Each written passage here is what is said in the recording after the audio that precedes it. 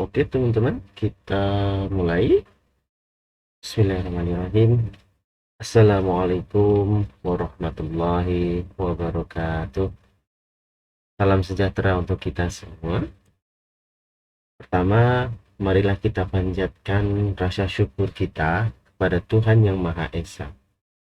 Rasa syukur ini kita haturkan atas banyaknya nikmat yang telah diberikan oleh Tuhan Yang Maha Esa kepada kita, sehingga kita bisa menikmati berbagai macam kenikmatan.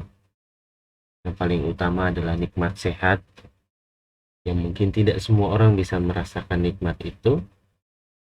Begitu juga dengan nikmat ilmu yang bisa kita dapatkan, di mana masih banyak di kalangan kita yang masih belum bisa mendapatkan atau menerima ilmu secara layak, dan berbagai macam nikmat lainnya yang tak terhingga nilainya.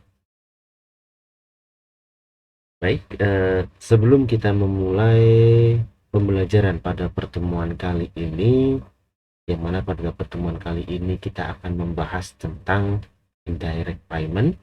Nah, saya ingin mengajak teman-teman untuk mengawali pembelajaran kali ini dengan berdoa terlebih dahulu. Harapannya adalah nanti dengan kita mengawali pembelajaran kali ini dengan doa, yaitu adalah semoga apa yang kita simak, apa yang kita pelajari nanti bisa terserap baik oleh kita dan memberikan manfaat bagi kedepannya untuk kita. Baik, berdoa menurut kepercayaannya masing-masing dimulai.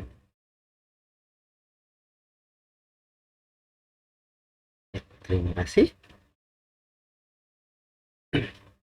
Nah, pada pertemuan kali ini kita akan membahas tentang indirect payment atau kompensasi finansial tidak langsung. Kalau mungkin pertemuan sebelumnya kita membahas tentang direct payment atau kompensasi finansial secara langsung. Nah, kali ini kita akan membahas yang indirect payment. Indirect payment sendiri merupakan seluruh pemberian, penghargaan, atau tunjangan finansial dan non-finansial yang diterima karyawan sebagai upaya mensejahterakan karyawan untuk keuntungan bersama. Kompensasi ini biasanya tidak diberikan dalam bentuk uang, namun diberikan dalam bentuk lainnya. Apakah itu? Nah, nanti kita akan bahas sama-sama apa sih kompensasi yang diterima oleh karyawan yang dalam bentuk lain itu tadi. Oke, kita masuk di beberapa kategorinya. Nah, kalau sebelumnya kita membahas tentang kompensasi finansial langsung, di mana di situ ada gaji pokok, upah, komisi, bonus, insentif, kemudian ada profit sharing, gain sharing, dan stock ownership. Nah, di kompensasi finansial tidak langsung ini ada dua kategori. Yang pertama adalah benefit wajib dasarkan pada peraturan pemerintah, dan benefit di luar kewajiban dari pemerintah. Jadi kalau benefit wajib itu setiap perusahaan memang diwajibkan untuk memberikan kompensasi itu kepada setiap karyawannya. Kalau yang benefit di luar kewajiban ini, kompensasi yang diberikan mungkin beda-beda antara satu perusahaan dengan perusahaan yang lain gitu. Ketika di perusahaan A mungkin ada beberapa jenis-jenis kompensasi, katakanlah kompensasi A, kompensasi B gitu kan. Tapi kemudian di perusahaan lain mungkin uh, kompensasi tidak langsung yang diberikan kepada karyawannya berbeda lagi. Langsung saja, kompensasi dalam kompensasi tidak langsung yang pertama kita akan bahas adalah berkaitan dengan kategori yang pertama tadi, benefit wajib yang terdapat pada peraturan pemerintah. Benefit wajib dalam peraturan pemerintah merupakan bentuk kompensasi finansial tidak langsung yang wajib diberikan oleh perusahaan kepada karyawan. Karena hal tersebut diwajibkan oleh pemerintah dalam peraturan negara.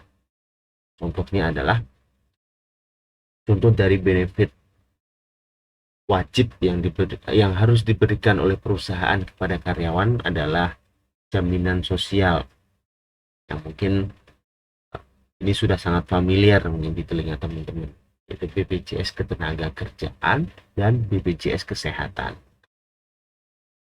di mana perusahaan yang mempunyai tenaga kerja lebih dari 9 orang atau yang sudah memberikan upah paling sedikit 1 juta rupiah per bulannya, maka wajib mendaftarkan tenaga kerjanya dalam BPJS Ketenagakerjaan dan BPJS Kesehatan.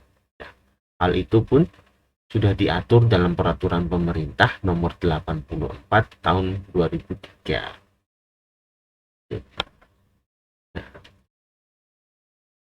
Selanjutnya adalah manfaat dari BPJS Ketenagakerjaan.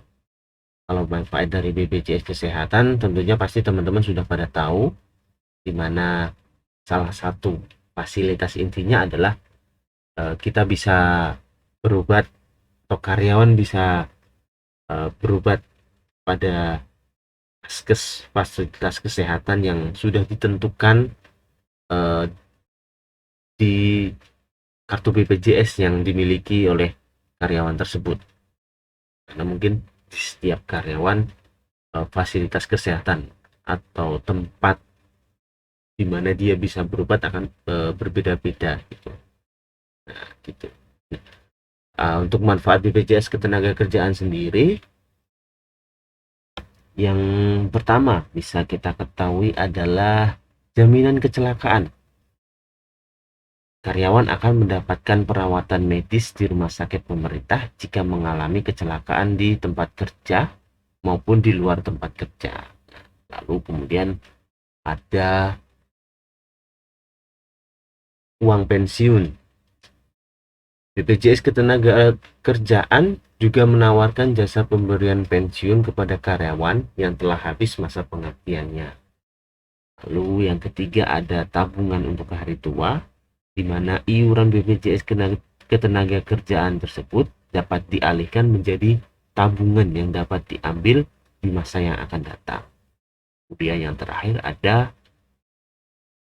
santunan kematian.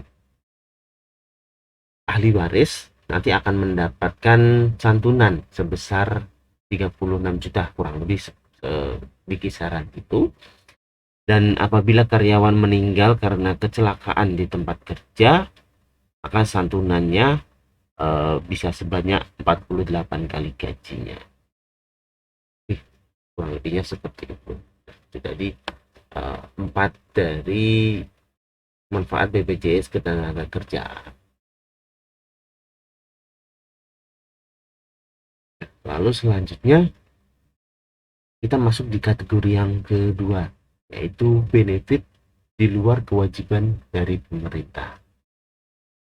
Benefit di luar kewajiban dari pemerintah ini merupakan bentuk kompensasi finansial tidak langsung yang diberikan kepada karyawan bukan karena adanya paksaan atau aturan dari pemerintahnya.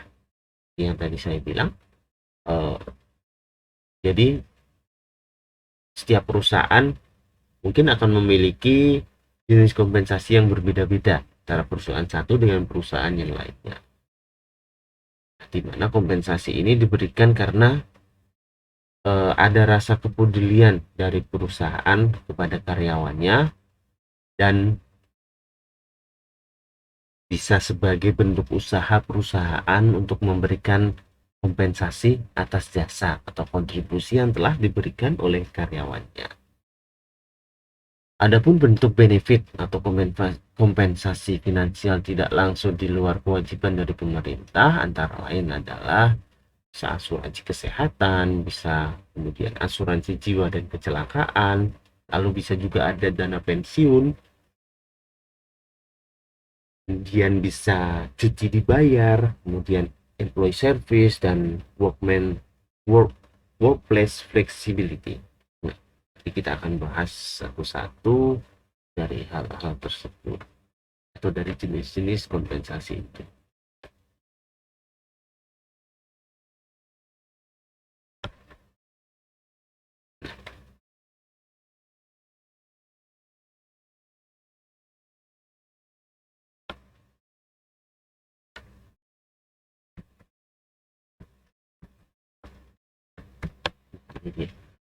Pada asuransi kesehatan atau asuransi jiwa dan kecelakaan. Nah, perusahaan dapat memberikan asuransi kesehatan, asuransi jiwa, dan kecelakaan di luar asuransi BPJS Ketenagakerjaan dan di luar BPJS Kesehatan. Nah, biasanya yang sering terjadi adalah karena perusahaan tersebut mempunyai kemitraan pada perusahaan jasa asuransi. Nah, kemudian perusahaan akan menggunakan jasa dari perusahaan asuransi tersebut untuk menyediakan jasa skema asuransi untuk karyawan perusahaannya. Atau mungkin di kasus lain memang dari perusahaan tersebut melakukan kemitraan karena ingin memberikan asuransi tersebut kepada karyawannya di luar kepentingan lain yang dimiliki oleh perusahaan. Kemudian, nah kalau asuransi kesehatan sendiri biasanya perusahaan membayar uang kepada perusahaan asuransi. Nah, sebagai gantinya nanti perusahaan asuransi akan menanggung biaya medis untuk setiap rawat inap, rawat jalan, kemudian juga ada biaya persalinan, biaya perawatan, dan lain sebagainya dari karyawan perusahaan tersebut. Nah, sedangkan pada asuransi jiwa dan kecelakaan, perusahaan membayarkan sejumlah uang kepada perusahaan asuransi yang menjadi mitranya. Sebagai gantinya, perusahaan asuransi akan memberikan santunan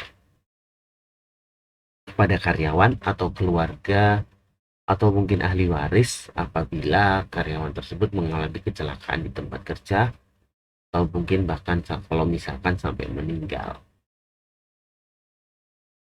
Terus selanjutnya ada dana pensiun. Dana pensiun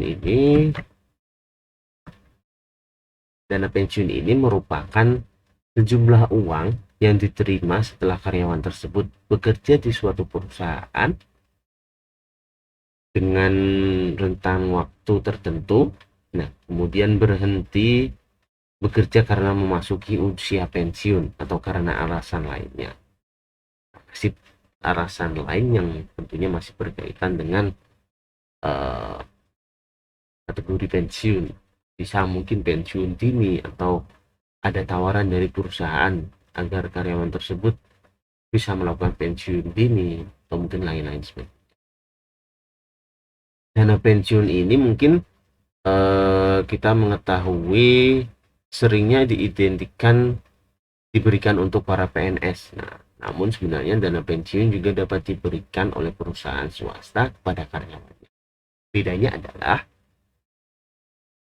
dana pensiun kepada karyawan swasta biasanya diberikan sekali saat karyawan tersebut pensiun atau tidak setiap bulannya. Jadi hanya sekali ketika karyawan tersebut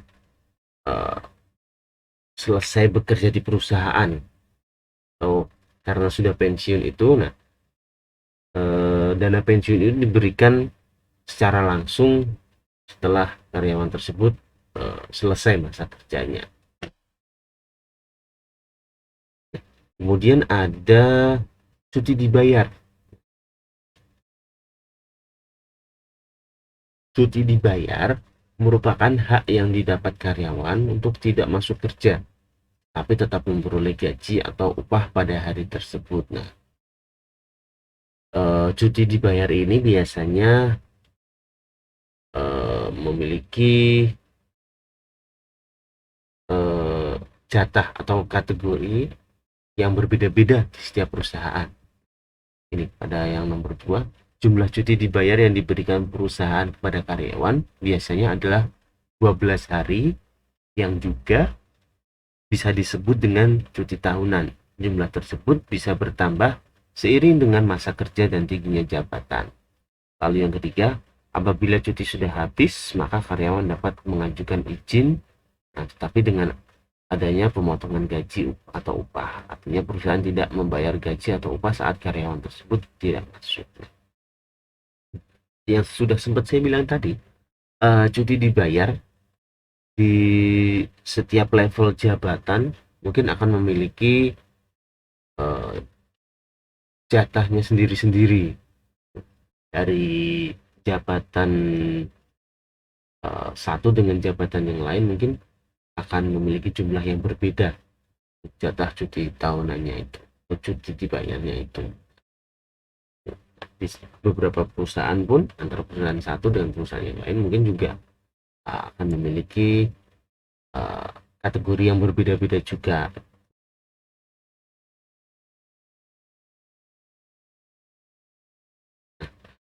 Selanjutnya adalah employee service. Nah, employee service ini ada 6 jenisnya. Yang pertama adalah bantuan pendidikan. Perusahaan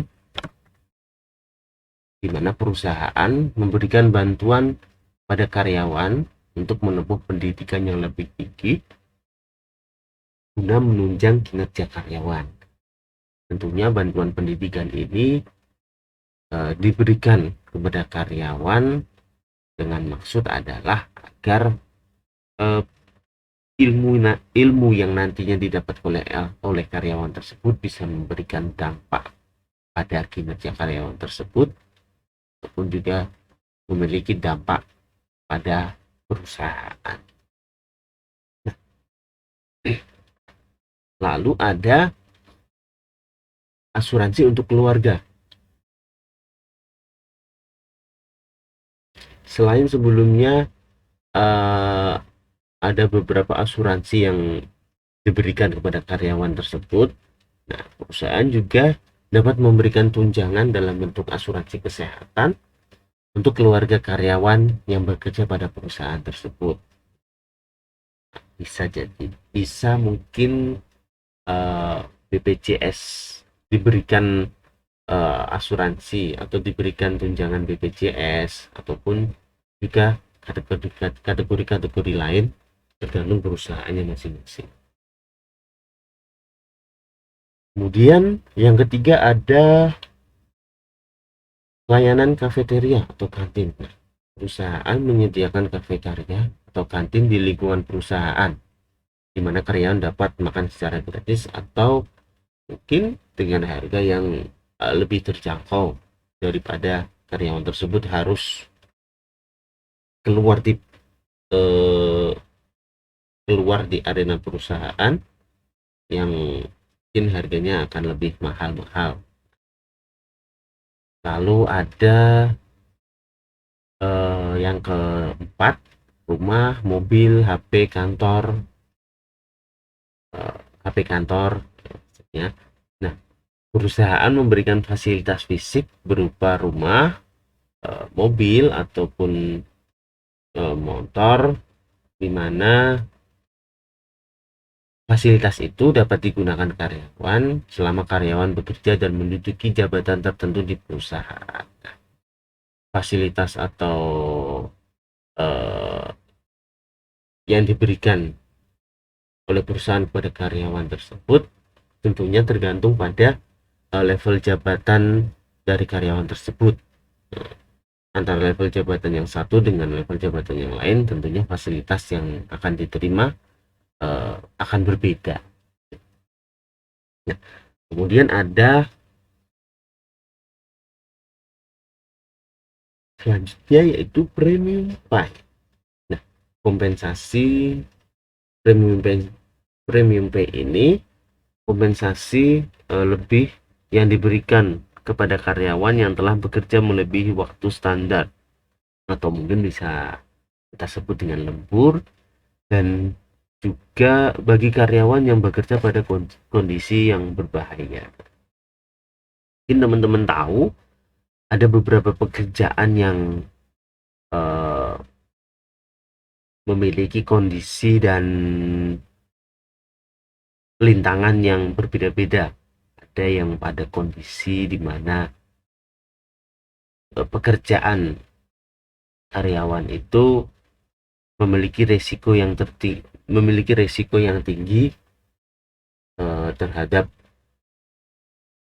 nyawanya. Ya, pekerjaan itu memang cukup berbahaya. Kalau mungkin teman-teman pernah melihat, pernah mengingat atau pernah menemukan, dulu sempat viral adanya pekerjaan ngelas tapi di dasar laut. Itu intensitas kerjanya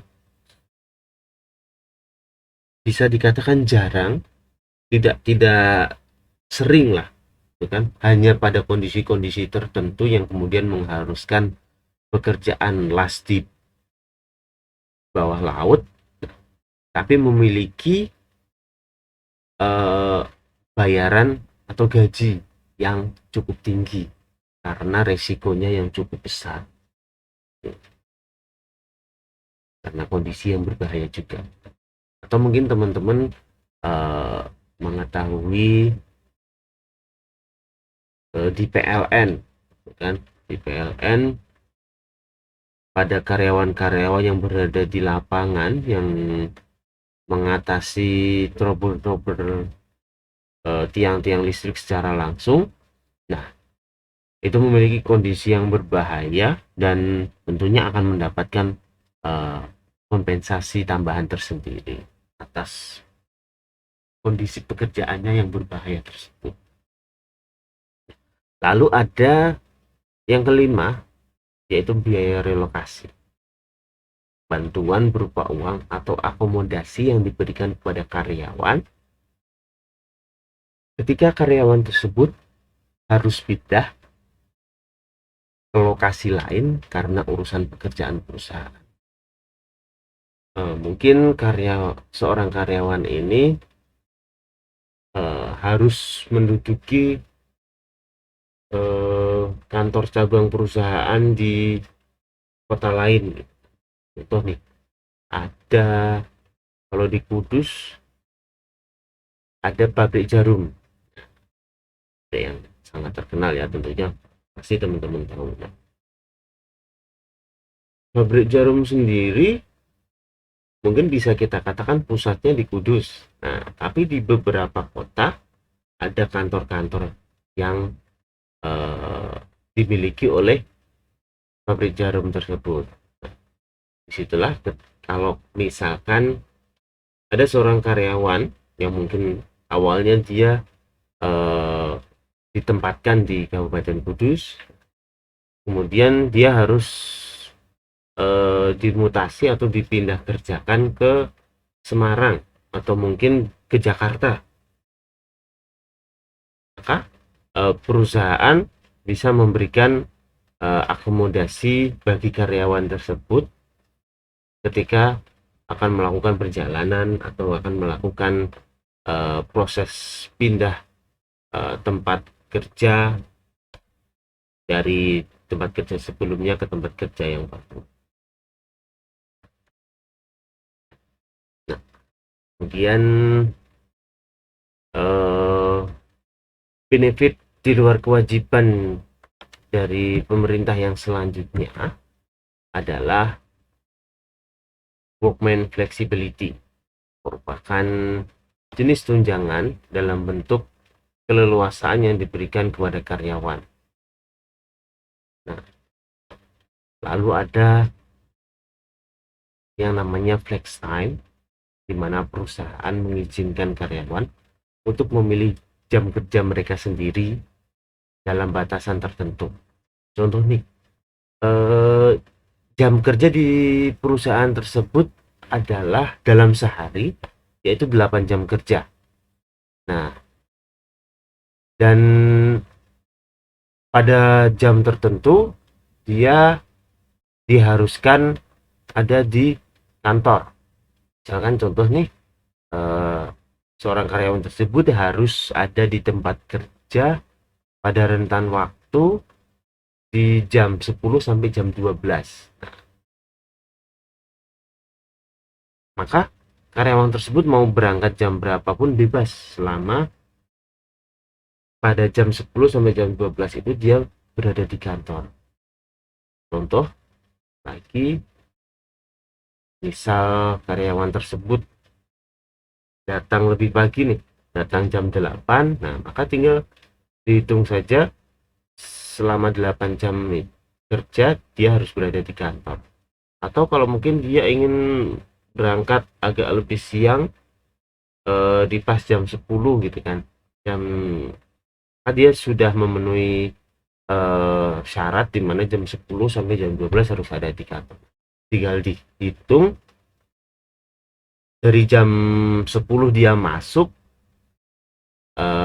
dihitung 8 jam berjalan, nah baru kemudian dia bisa pulang kerja.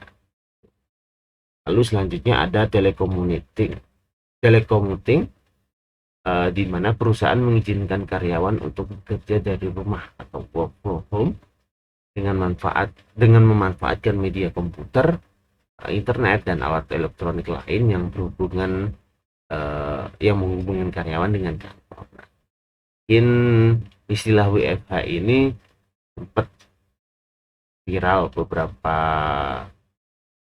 tahun ini, di mana awal-awal pandemi ya, tahun 2020 sampai kemudian di awal tahun 2022 kemarin, eh, banyak beberapa kantor atau perusahaan yang kemudian mengharuskan karyawannya WFH, atau ada memang beberapa perusahaan di mana eh, di luar masa pandemi itu, tidak tidak pada masa pandemi itu pun, memang perusahaan tersebut memberikan keleluasaan bagi karyawannya untuk WFH dengan dengan tadi memanfaatkan beberapa media-media yang bisa melakukan hubungan dengan kantornya. Itu tadi kurang lebih dari penyampaian materi pada indirect finance. Terima kasih untuk teman-teman semuanya yang sudah menyimak dan menyaksikan atau mengikuti pembelajaran pada pertemuan kali ini. Nah, itu saya ucapkan sekian dan terima kasih atas perhatiannya. Wassalamualaikum warahmatullahi wabarakatuh.